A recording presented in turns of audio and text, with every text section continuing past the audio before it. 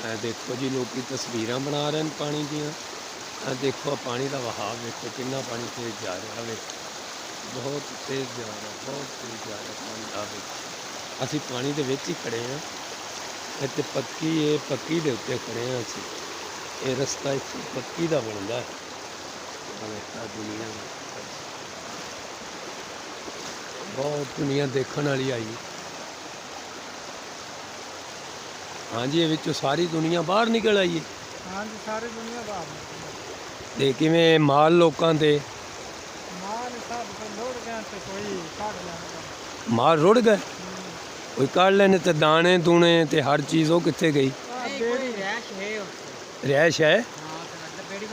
अच्छा नहीं बेड़ी जाती उधर हुण गई। अच्छा जी अच्छा। तो ये उत्थे उन्होंने कोई खतरा नहीं, पानी तो होर आ रहा है। अच्छा बन लाए हुए ने। अच्छा तो बाहर निकल आने तो चंगे नहीं, अजे ज़्यादा आ जाता तो फिर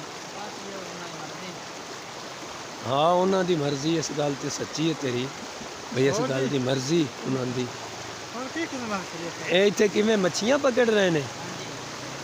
ये मच्छियाँ इतने आ जांदियां? बिल्कुल आ जांदियां। अच्छा तो पानी तो अगर वगदा है तो ये मच्छी किवें आ सकती है? अच्छा कुंडियां दे विच आ जांदियां। अच्छा जी अच्छा। यह बड़ा दूर दूर पानी है। इतने फसलां सारियां डुब गई। अच्छा तुसीं इत्थों दे रहण वाले हो?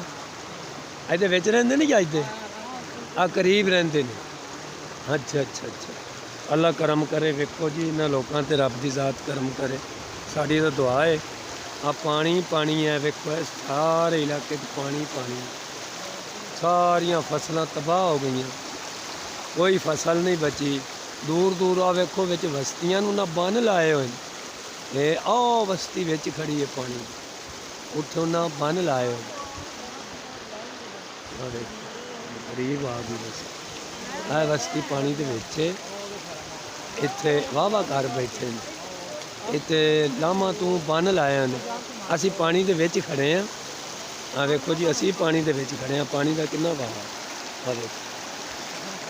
पानी के विच ही खड़े हैं, पानी जा रहा पानी के विच असी आ पानी के विच खड़े पानी के विच खड़ो के